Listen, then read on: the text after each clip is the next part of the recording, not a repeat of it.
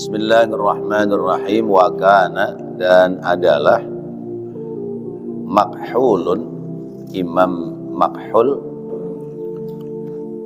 rahimahullahu ta'ala, semoga Allah ta'ala memberikan rahmat kepadanya.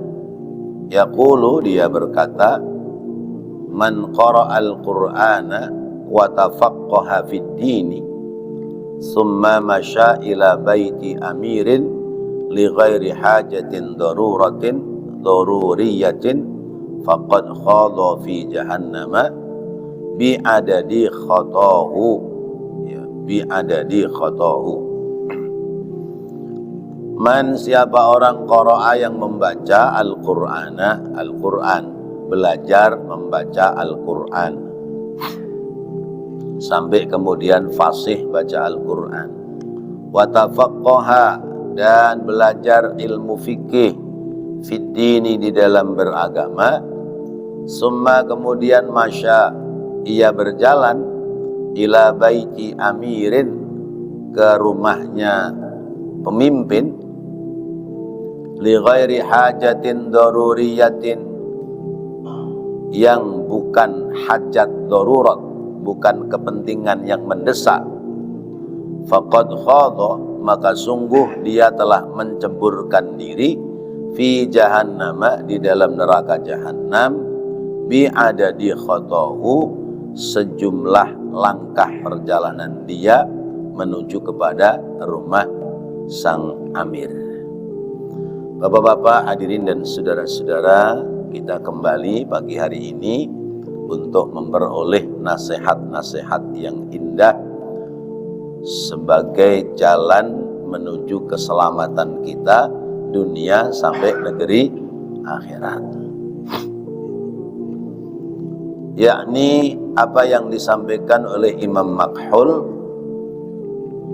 ada orang belajar membaca Al-Quran, orang belajar ilmu agama, tapi jalannya menuju ke rumah raja, jalannya menuju ke rumah pemimpin. Nah, ini patut dicurigai. Orang alim, orang berilmu, baik itu alim terhadap qiraatul Quran maupun alim terhadap ilmu agama, tetapi jalannya mondar-mandir ke rumah pemimpin, ini kalau menurut Imam Makhul harus hati-hati. Jangan-jangan pelajaran Al-Qur'annya, pelajaran ilmu agamanya itu tidak untuk keselamatan diri dan umat dunia dan akhirat, tetapi agamanya sekedar untuk mencari keuntungan dunia karena mondar-mandir ke rumah raja, ke rumah pemimpin. Lain hal kalau ada hajatin daruriyatin, ada hajat darurat, kepentingan-kepentingan yang daruri. Misalnya ulama lagi bangun majelis atau bangun pesantren, datang kepada pemerintah supaya pemerintah membantu bantuan untuk pembangunan pesantren. Boleh apa enggak? Nah, boleh, karena itu untuk limaslahatil ummah, untuk kemaslahatan umat. Atau datang kepada amir, pemimpin, dalam rangka memberikan nasihat kepada pemimpin. Dulu zaman pemerintah DKI itu dipimpin oleh Pak Foke, Pak Fauzi Bowo, itu ada namanya binroh, ya, bimbingan rohani. Jadi departemen-departemen itu, ya, kantor-kantor dinas, kantor-kantor suku dinas, terus kantor wali kota, kantor camat, lurah, itu diwajibkan ada pengajian. diwajibkan ada pengajian. Jadi kiai keliling tuh, ya, ke kelurahan anu, kecamatan anu, ke wali kota, ke kantor-kantor dinas, dinas pariwisata, dinas pendidikan, dinas kebudayaan, dinas apa gitu. Nah ini kiai mondar-mandir, tapi mondar-mandirnya memberikan penjelasan tentang agama. Boleh nggak yang begitu? Boleh, ya. Karena ini bagian dari tugas ulama, bagian dari dakwah. Maka yang dimaksud dengan apa yang disampaikan oleh Imam Makhul adalah ulama itu mendatangi pemimpin bukan untuk menerangkan tentang agama atau untuk kemaslahatan umat atau menyampaikan kepada pemimpin tentang persoalan umat, tetapi tujuannya adalah ya, mencari kesenangan diri, memperkaya diri, sehingga terhadap kebijakan pemimpin itu tidak ada keberpihakan terhadap kalangan umat. Jadi datang kepada pemimpin sekedar untuk memperoleh ya, keuntungan dunia. Berarti berangkat dari niat thalabul ilminya sudah salah. Berangkat niat ngajinya sudah salah. Tujuannya untuk memperoleh keuntungan dunia. Saya mau ngaji biar pinter. Ntar kalau pinter bisa mepet gubernur, mepet wali kota, mepet presiden. Wah, pasti duit banyak nih, job banyak, kenceng nih. Nah, itu hal-hal yang seperti itu yang kemudian disampaikan oleh beliau. Faqad khadha fi jahannama bi'adadi khatahu. Maka sungguh dia telah mencemburkan diri ke dalam neraka jahanam sepanjang sejumlah langkah dia menuju ke tempat yang dimaksud. Na'udzubillahi min dzalik. Maka kembali bahwa innamal a'malu binniyat. Sesungguhnya amal perbuatan itu tergantung kepada niat. Kemudian sesudah niatnya lurus, niatnya benar, lalu pada tingkat pelaksanaannya harus sesuai dengan niat. Jangan niatnya A, begitu dijalankan perjalanannya B, ya, hasilnya C, nah itu berarti tidak sesuai. Ya, jadi ibarat pohon itu yang lurus antara niat dan perbuatan, pohon asem. Ya. Pohon asem itu pohonnya ya asem, akarnya asem, cabangnya asem, daunnya asem, buahnya asem, itu nggak berubah. Ya. Coba kalau pisang, ya. Pisang pohonnya gedebong, ya kan? Ya, buahnya pisang, daunnya pelepah, ya, pelepah daun pisang. Jadi tidak sejalan antara niat dengan perbuatan. Nah, karena itu sepanjang kita tidak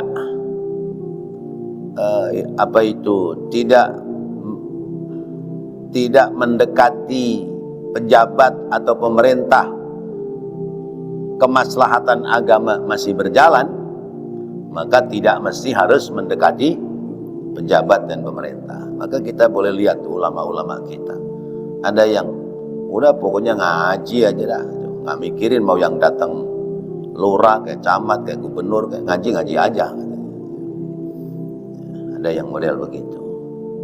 Ada yang karena berharap kemaslahatannya lebih luas, ya, diundang ngaji di gubernur ya datang. Ya, orang niatnya ngaji sih, nggak ada niat yang lain. Suruh buka kitab di sono di provinsi atau di mana, ya dibuka, diterangin, ya dijelaskan gitu. Tidak ada tujuan-tujuan yang lain. Yang seperti itu boleh ya. Tapi kalau datang kepada raja mengandalkan kepintaran ilmu kemudian untuk memperoleh keuntungan dunia, maka dia telah berenang dalam ya, persiapan siksaan neraka jahannam. Na'udzubillahi min dzalik. Wa kana Malik bin Dinar, dan adalah Imam Malik bin Dinar rahimahullahu taala, semoga Allah taala berikan rahmat kepadanya.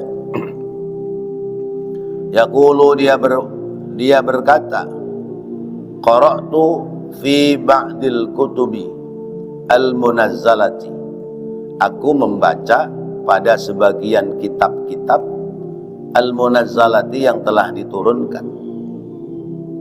Inna ahwana ma ana sani'un bil ilmi idza talabat dunya bi ilmihi wa in ahramahu ladidha munajati. Inna, sesungguhnya, ahwana, seringan-ringannya, ma apa-apa, ana yang aku Allah, sani'un perbuat, bil ilmi dengan ilmu, idza talabat dunya bi ilmihi, yakni apabila seseorang mencari dunia lewat ilmunya, an ahramahu, bahwa aku akan menghalangi dia, mengharamkan dia, ladzidza munajati, kelezatan bermunajat kepadaku Allah Subhanahu wa taala, kelezatan memperoleh keuntungan daripadaku Allah Subhanahu wa taala. Bapak-bapak hadirin dan saudara-saudara, kalau tadi hati-hati ya, mondar-mandir ke rumah pemimpin ya, yang ini tentang hati-hati niatan dalam menyampaikan ilmu, yaitu ada orang-orang yang menuntut ilmu dengan niatan bukan untuk memahami ilmu sehingga selamat dia dalam menjalankan agama, atau selamat dia karena bertugas menerangi umat di sekelilingnya, tetapi di dalam menuntut ilmu, talabat dunia bi ilmihi, ya, mencari dunia lewat ilmu. Jadi ilmu sebagai sumber mata pencaharian hidup. Nah ini tipis banget ini ya, tipis banget. Apakah orang dalam menyampaikan ilmu itu semata karena Allah, ataukah orang menyampaikan ilmu untuk keuntungan dunia? Ini tipis banget bedanya ya. Bedanya tipis banget. Kalau orang itu mencari ilmu untuk mencerahkan umat, maka tentu dalam menyampaikan ilmu tidak berpikir untuk memperoleh keuntungan dunia. Seperti yang diungkapkan oleh Allah dalam surat Yasin, apa itu? وَاضْرِبْ لَهُمْ مَثَلًا أَصْحَابَ الْقَرْيَةِ إِذْ جَاءَهَا الْمُرْسَلُونَ. Terus إِذْ أَرْسَلْنَا إِلَيْهِمُ اثْنَيْنِ فَكَذَّبُوهُمَا فَعَزَّزْنَا بِثَالِثٍ فَقَالُوا إِنَّا إِلَيْكُمْ مُرْسَلُونَ. Ya, terus ya, ayo dong bantuin. وَمَا أَنزَلَ الرَّحْمَنُ مِنْ شَيْءٍ إِنْ أَنْتُمْ إِلَّا takdzibun, sampai kepada apa itu, ikutilah ya, ittabi'u man la yas'alukum ajran wa hum muhtadun ya, Ittabi'u man la yas'alukum ajran wa hum muhtadun. Ikutilah, ya, ittabi'u, ikutilah orang yang menyampaikan ilmu, man yas'alukum ajran, man la yas'alukum ajran, orang yang tidak pernah minta upah daripadamu. Ya. Ya. Jadi ada orang yang menyampaikan ilmu itu karena lillah. Ya. Contohnya seperti apa? Orang-orang yang menyampaikan ilmu karena lillah itu biasanya pada pengetahuan ilmunya atau pada majelisnya itu istiqomah, langgeng, jalannya langgeng, karena nggak ada urusan-urusan dunia, urusannya ibadah, urusannya akhirat. Orang yang datang banyak ya nggak dipikirin banget, ya. Orang yang datang ngaji dikit ya nggak dipikirin banget gitu. Kemudian orang memberikan prestasi bukan urusan dia, ya. Orang tidak memberi prestasi bukan urusan dia. Jadi kalau jalannya udah lempeng istiqomah, insya Allah ini pertanda bahwa dia sudah menuju kepada akhirat, bukan menuju kepada dunia. Tapi kalau misalnya diajak ngajar di mana, di Masjid Anu, transportnya berapa? Misalnya begitu. Transportnya berapa? Sekian. Nah, di tempat sono segono, masa di sini segini gitu. Ya, enggak, kalau mau kayak di sono boleh dah, ya saya ngaji. Nah, ini berarti sudah ada transaksi dunia. Namanya sudah transaksi dunia. Contoh lain misalnya khotib Jumat, ya. Khutbah Jumat di sini berapa transport? 400. Nah, khotib ini punya jadwal di sini, tapi diundang di masjid lain dikasih transport 1 juta. Kira-kira jalannya kemana dia? Ke sini apa ke tempat lain yang 1 juta? Nah, ini ya, juga hal-hal yang harus menjadi pertimbangan. Ya, namanya manusiawi, orang mikirin urusan dunia. Tapi kalau kemudian urusan dunianya itu dalam tanda kutip menjual agama, maka apa yang disampaikan oleh sebenarnya Imam Hasan Al-Basri, maka orang ini oleh Allah dikatakan ahramahu ladidha munajati, aku haramkan dia memperoleh kelezatan mendekatkan diri kepadaku. Ya, kita ketemu di level teman-teman ustadz, ya, level teman-teman khatib misalnya. Ada yang tiap menjelang Jumat itu pasti ngirim WhatsApp. Assalamualaikum Ustadz, aneh Jumat ini kosong nih, antum double apa enggak? Gitu. Ya, tuh ada yang begitu, dan memang dia kosong jadwal, ya. Jadi dia berangkat kalau dikasih jadwal, ya. Tapi kemudian kadang pengurus masjid komplain, ya Ustadz, yang begini jangan dikirim lagi dah besok-besok, nah, misalnya gitu. Nah, ini kan contoh. Ada juga yang tiap Jumat pasti nge-WA, ya. Dan yang di WA bukan satu ustadz doang, ustadz-ustadz yang lain, ya. Ustadz, anda kosong nih besok nih, gimana nih? Antum double nggak? Nah, ternyata ustadz lain juga diminta. Sebut aja 4 ustadz ngasih jadwal, berarti kan 4 jadwal Jumat itu. 4 jadwal Jumat diambil. Jadwal Jumatnya sendiri 1, 5. Apa bisa dia Jumatan 5 kali dalam sehari?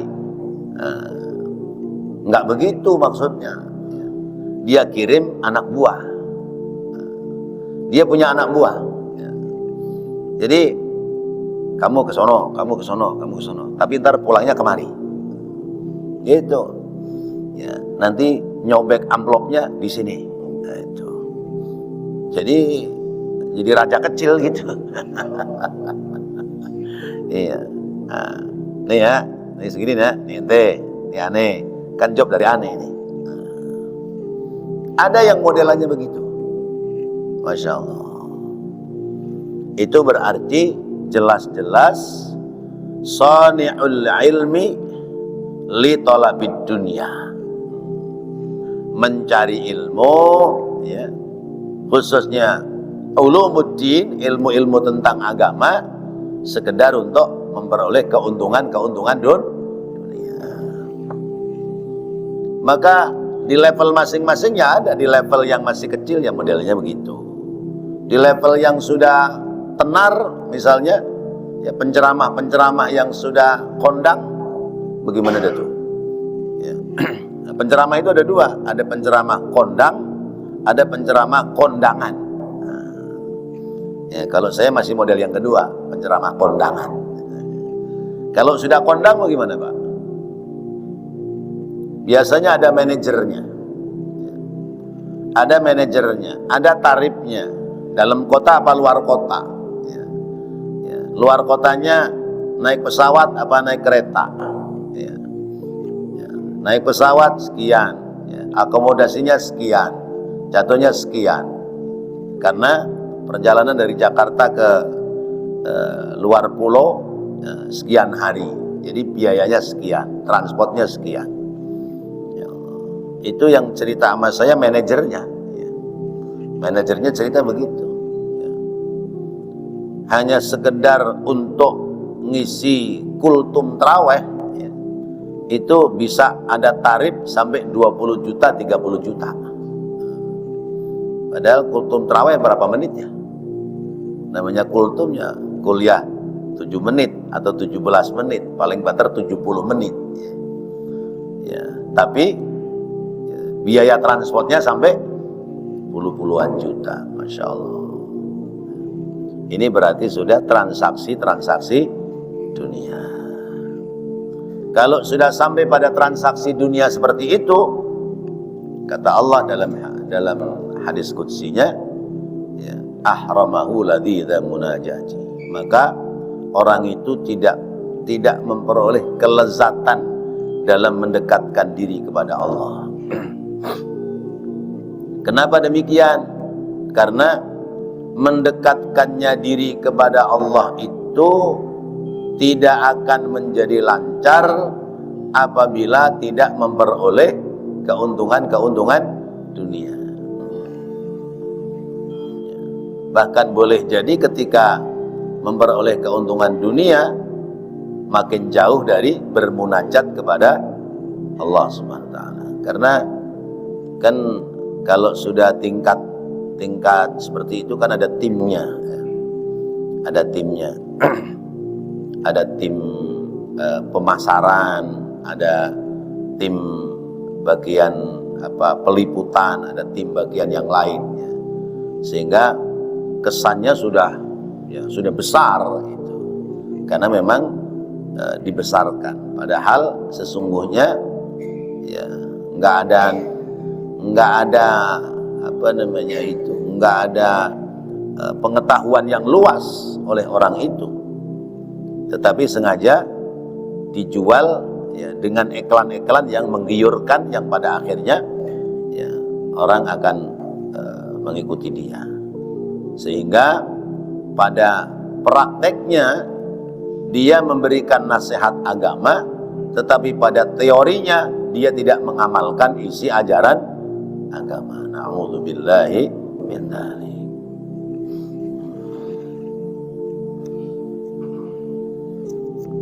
Wa kana Amirul Mukminin Umar bin Al-Khattab radhiyallahu anhu, dan adalah Amirul Mukminin, pemimpinnya orang mukmin, Umar bin Al-Khattab radhiyallahu anhu, semoga Allah ridha kepadanya, yaqulu, beliau berkata, idza ra'aitumul 'alima yuhibbud dunya fattahimuhu fi dinihi fa inna kulla muhibbin yakhudhu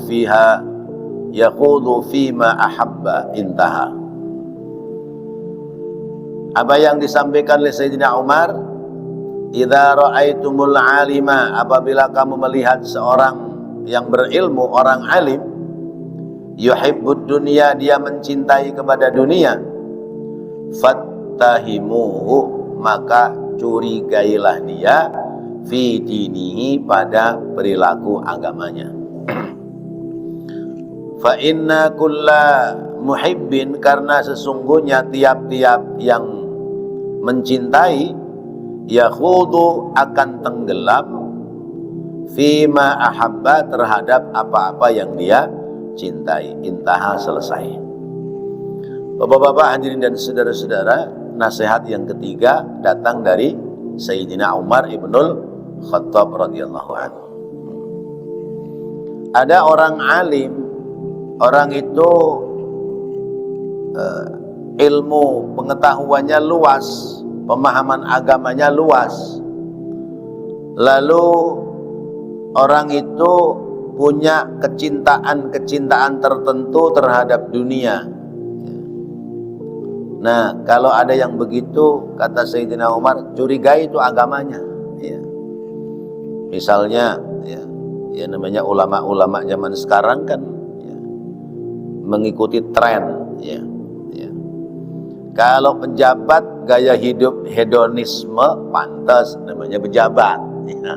Hedonis, ya, mobilnya mewah, rumahnya mewah, terus motornya apa itu yang gede-gede itu, ya, apa namanya, dapicang. Ya. Nah, itu namanya pejabat, masih ada pantasnya. Ya. Ya. Atau pengusaha. Usaha yang duitnya banyak, itu koleksi mobil, koleksi apa itu motor, ya, koleksi istri, pengusaha. Ya, atau pejabat publik, artis, ya, atau yang duduk di Senayan. Ya, siapa yang duduk di Senayan? Yang duduk di Senayan siapa? Wakil kita. Ya. Biar kata enggak, ya dia wakil kita itu. Cuman nggak tahu makilin apa enggak sama kita. Ya, itu pejabat publik, ya, DPR, gajinya aja sebulan ratusan juta, ya, mobilnya mewah, ya, ada pantasnya, ya, kendaraannya mewah, ya. Nah, ulama, ya, mengikuti gaya hedonisme yang nggak ada pantas-pantasnya. Ulama kiai itu ya bersahaja, ya. Ya, hidupnya bersahaja, tidak mesti harus mewah. Kalau ulama gaya hidupnya sudah mewah, kata Sayyidina Umar, itu kudu kamu curigai. Ya. Misalnya ulama mobilnya apa namanya itu? Rubini apa Rubicon? Ya. Ulama mobilnya Rubicon. Berapa duit Pak Diripek Rubicon? Ya, miliar kali ya. Ya. Ya. Bererot tuh di rumahnya, depan rumahnya. Merek Rubicon, Jaguar, apalagi dah tuh. Ya. Terus yang muncul-muncul sekarang itu mobil yang mewah-mewah, ya. Ustadz, kiai, mobilnya mewah-mewah begitu, patut dicurigai nggak? Duitnya dari mana itu? Ya. Apalagi kalau ceramah galak, ya, sampai bawa-bawa golok, bawa-bawa pedang, ya. Nih, jangan-jangan ada backingan ini. Ya. Ada backingan nih, jangan-jangan, kenapa galak begitu? Itu patut dicurigai begitu tuh. Kata Sayyidina Umar, ya. Karena rezekinya ulama itu bukan banyak sedikitnya, tapi berkah. Ya. Orang alim rezekinya keberkahan, ya. Karena banyaknya jamaah, banyaknya santri, banyaknya orang-orang yang mengikuti dia, maka dari situ sumber rezekinya. Ya, kita lihat nih, tentang dunia pesantren misalnya. Ulama atau orang alim dia mau bangun pesantren. Ya, saya lihat di beberapa majelis itu mula-mula adalah tanah dia, tanah kiainya, tanah kiai dibabat, dibersihin, kemudian pasang pondasi. Sudah itu ngumpulin lagi rezeki, dibangun pakai harta sendiri, dibangun sampai kemudian sudah kelihatan keker kuat, baru ya, santrinya dipindah dari rumah ke majelisnya. Terus begitu. Nah, perjalanan selanjutnya tentu ya keuangan bayaran santri itu untuk pemeliharaan pesantren. Terus berangkat dari seperti itu rata-rata. Adapun kemudian sesudah itu diperhatikan oleh pemerintah, diberikan bantuan oleh pemerintah, itu tahap berikutnya. Tapi tahap-tahap awal yang namanya kiai bangun pesantren, ya tanah sendiri, modal sendiri, duit sendiri. Itu betul-betul ya, tolabul akhirah bi ilmihi. Mencari keberkahan akhirat, keuntungan akhirat lewat punya ilmu. Lain hal ulama-ulama yang tolabud dunya bi ilmihi, nggak mikirin bikin pesantren. Yang penting tenar, ya, laku di mana-mana, kemudian bisa mendekati pejabat. Ya. Nanti kalau pejabat butuh fatwa, dikeluarkan fatwa, sekalipun rada miring-miring sedikit, ya. Yang penting diantar itu mobil merek apa, gitu. Ya, ada yang modelannya begitu. Nah itu kata Sayyidina Umar, curigailah ulama yang modelannya cinta kepada dunia, curigai agamanya. Jangan-jangan dia menggunakan pakaian ulama sekedar untuk meluluskan ya, kebahagiaan dia dalam kecintaan terhadap apa yang dia miliki, ya. Terhadap kecintaan apa yang diharapkan, ya. Ada level teman-teman yang ngajak touring pakai motor, ya motor yang adalah gitu, kata saya.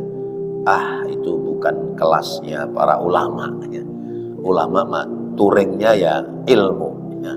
Dari majelis ke majelis lain, ya. Yang pada jalan touring ya sono dah silakan, gitu. Ya, karena apa? Ada kewajiban-kewajiban lain yang memang harus dipenuhi oleh seorang ulama. Apa itu? Yaitu menerangi umat,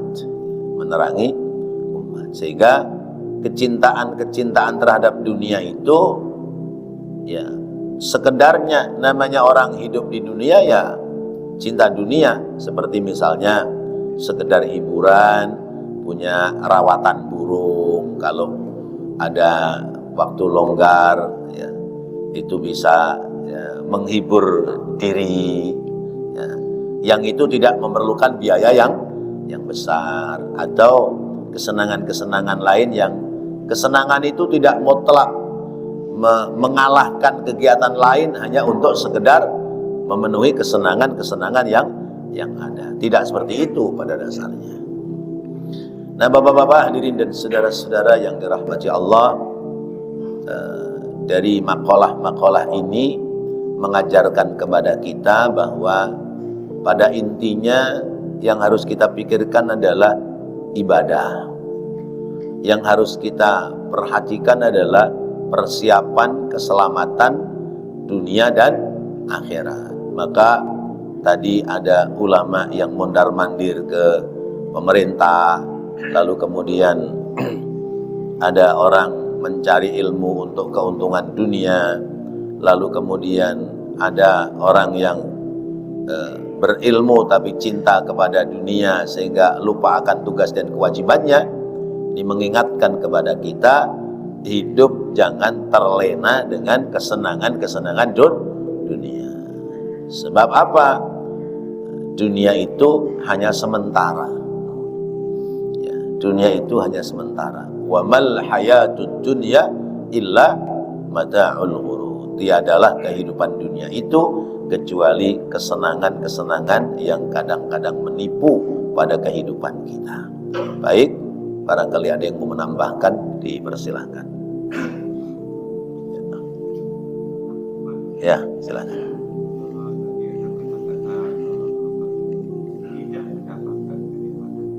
Ya.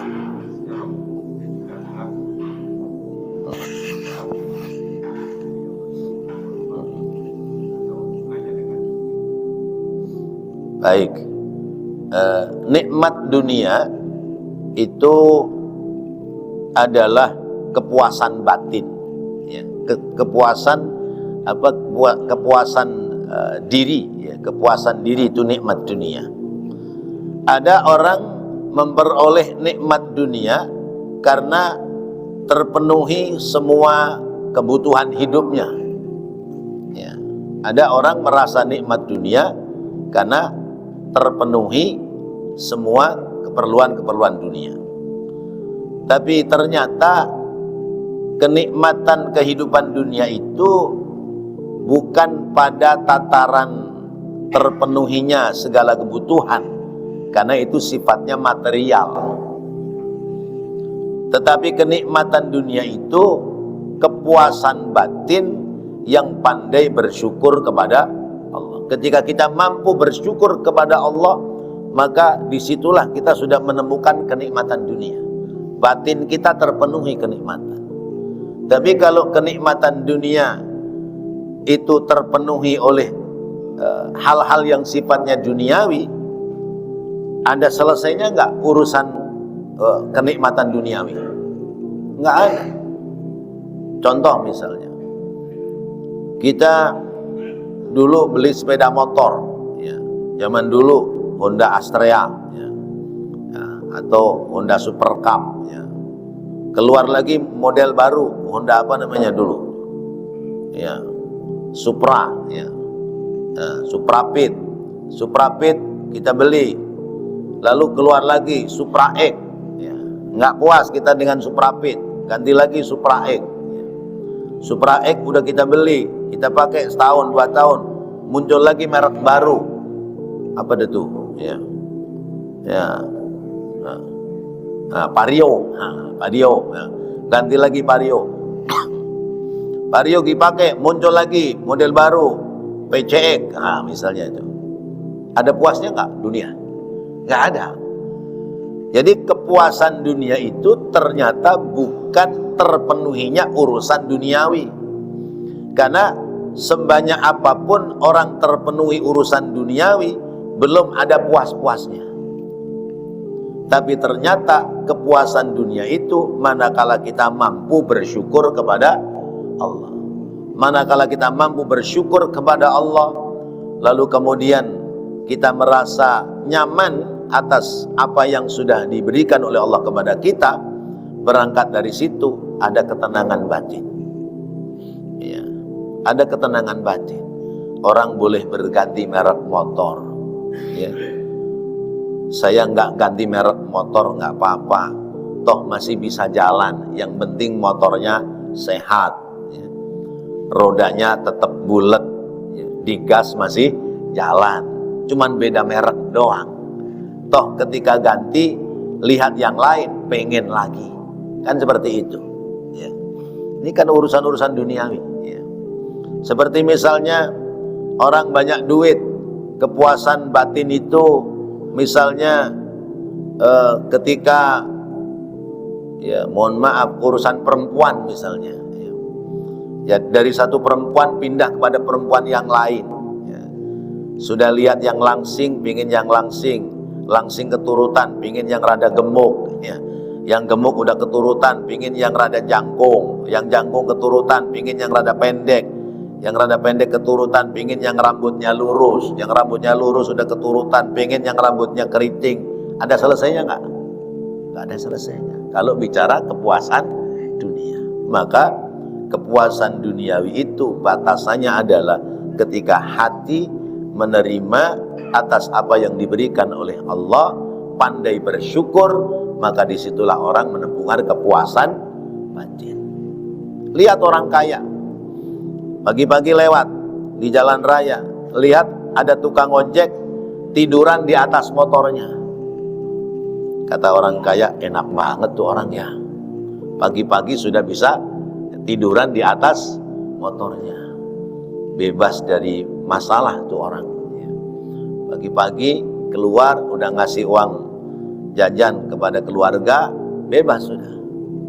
Saya jangankan pagi hari begini, malam aja gak bisa tidur, tuh kata orang kaya. Maka siapa sesungguhnya yang mendapatkan kepuasan batin? Adalah orang-orang yang mampu menerima dengan tulus ikhlas dari apa yang sudah diberikan oleh Allah Subhanahu wa ta'ala. Maka ketika orang berangkat perjalanan hidup dari situ, insya Allah hidup itu menjadi qanaah, terima apa yang sudah dibagi oleh Allah. Kemudian tidak muncul sifat tamak. Kemudian mengerti tugas-tugasnya, tugas kita apa, seperti apa dan seterusnya, sehingga tidak mengejar urusan-urusan dunia dengan cara-cara yang tidak patut. Apalagi dia seorang yang di situ disebutnya seorang ulama. Demikian. Wallahu a'lam bissawab. Mudah-mudahan Allah jadikan ilmu yang bermanfaat. Amin ya Allah ya rabbal alamin. Rabbana taqabbal minna innaka antas samiul alim wa tub alaina innaka antat tawwabur rahim. Rabbighfir warham wa anta khairur rahimin. Wa sallallahu ala sayyidina Muhammadin wa ala alihi wa sahbihi wa sallam. Walhamdulillahi rabbil alamin. Wassalamualaikum warahmatullahi wabarakatuh.